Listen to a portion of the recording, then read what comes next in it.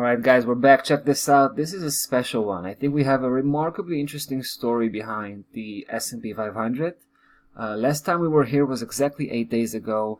And when we were here, basically we began to establish a bearish conviction, right? I mean, we weren't ready to pull the trigger on that one.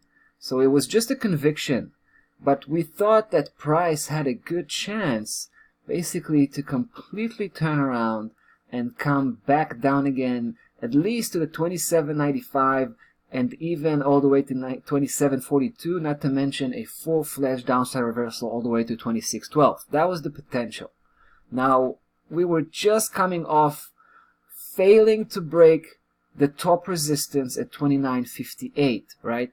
And bear in mind, the second time, right? It wasn't the first attempt. That was the second attempt. We know that this one is a huge resistance level. So when price began to fold, we thought that it's going to make another move on the downside. That's what we suspected. But obviously, like I said, we weren't ready to actually pull the trigger on this one, because we knew that there is a fairly good chance, equally good chance, that price will actually make it eventually and break that 29.58 after a local technical correction, right? So here we are, right? Take a look what happened here just last Friday, right? Basically that was an amazing gap. Let me close in a little bit. Just an amazing gap. Price, after failing on 2 occasions to break that 29.58, it just decided to get over it and get it done with, so to speak. This is pretty crazy. Take a look how nicely it just jumps over, how conveniently, should I say, it just jumps over that resistance level at 29.58, and then obviously comes back to check up on that. Basically what it did, this is spectacular stuff. This is a moment where price is closing the gap, right? It's coming back just to close the gap, and that's it.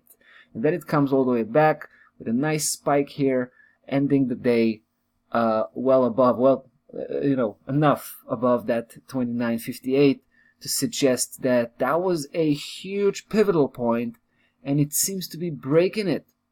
Now, I have to say this, even though it's really impressive to see this gap over that 29.58, the checkup on it yesterday, even today checking up on it again, second time here spiking it slightly and turning around. But it's still early to determine whether this level was finally broken, right? I'm not sure whether this is a genuine breakout because it hasn't been confirmed by the weekly close. As you can see, take a look. It might get confirmed this week, right? But for now, all we know is that even though price is trading seemingly above 29.58 at this point, it could actually end up with just another spike here, and price will come back to close the week below. And of course, that's going to be a very strong sign that we will, in fact, begin to drop on a larger scale. So, even though I did have my reservations presented to you just now, I have to say I did decide to take action on this one, right? Because price coming back up and breaking back above 29.58, I don't think we should take this lightly. So I did decide to establish a bullish position. Started very, very small now. We want to wait for that confirmation coming by the end of the week. But we started, took some action here, placed our stop loss level at 28.80, and it's going to be fascinating to see how things are going to unfold here. Alright guys, S&P 500 looking pretty bullish at this point. We'll have to come back and follow up on this one. See you in the next video.